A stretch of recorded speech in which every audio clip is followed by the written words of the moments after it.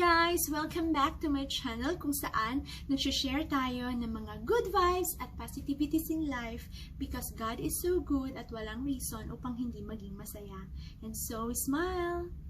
What we are about to watch is a story of Joshua by thespokengospel.com.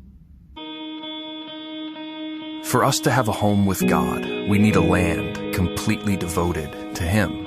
We need a place that has not been completely devoted to destruction. That is the mission God's people are on in the book of Joshua. A mission to reclaim a space to live with God. A mission to recapture the place God chose as His region. But to understand what's happening in Joshua, we have to go back to the Garden of Eden. For there, in the beginning, we see that it was always God's plan to have a place to live with His creation.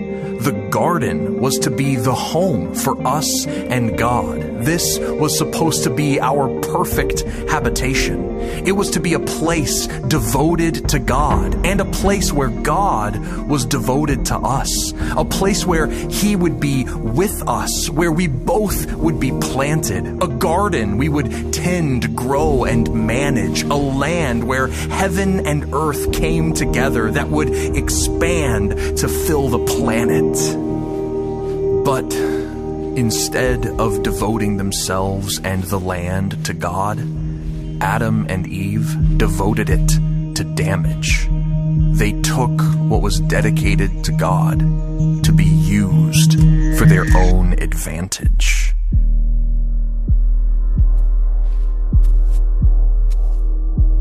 They rejected God's devotion, committing their home to death and destruction. So from their shared land, they would be driven out. Humanity itself would be devoted to corruption. But in the garden, God was still devoted to His people. He would bring them back home, even though it would mean destruction.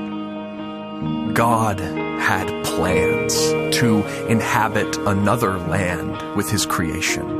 A chosen land where He and His chosen people could once again dwell in perfect habitation. And the name of this land was Canaan.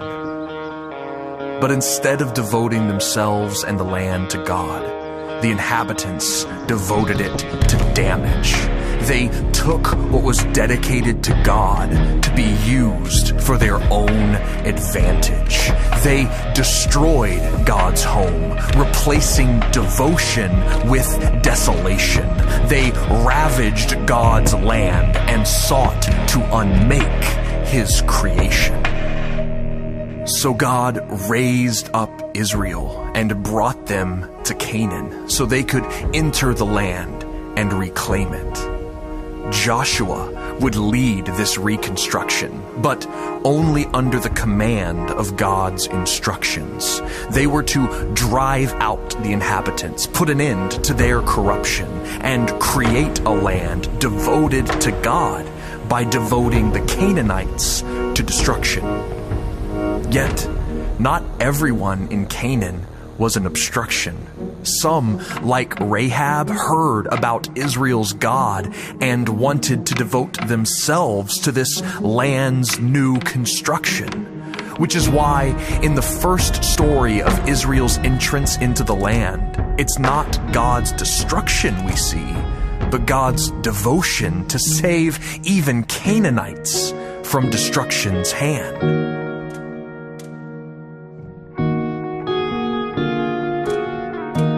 Nevertheless, it was to destruction most of Canaan was devoted. So God sent Joshua and his army to pluck up and to plow.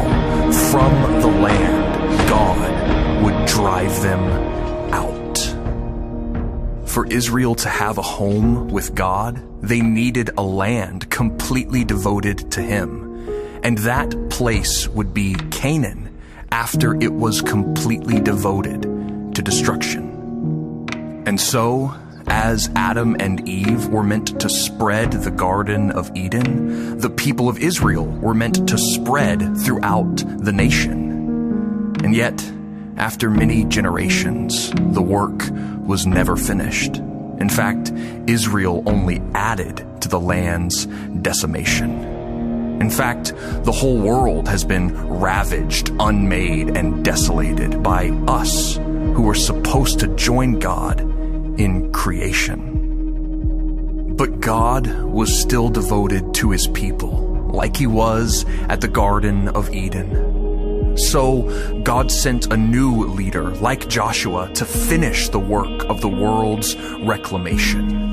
And that new leader is Jesus, who, like Joshua, entered a broken and evil land. And like Israel's army, he came to drive out our pollution by God's mighty hand. But in another garden, Jesus would prove his devotion, as he knew it would come to pass all the way back in the Garden of Eden. He knew who had to be destroyed for God's home to cover the planet. Jesus devoted himself to God, willingly devoting himself to damage. He dedicated himself to God for our advantage. For unlike Joshua, he would not rebuild this world by destroying those who brought the corruption. Instead, on the cross, Jesus himself would be devoted to our destruction. For us to have a home with God, we need a land completely devoted to him. And Jesus creates that place by completely devoting himself to destruction. But now we can pick up where they join God in the garden again. For when we devote ourselves to Jesus, we join him by tending and growing our home in the places around us that still face corruption.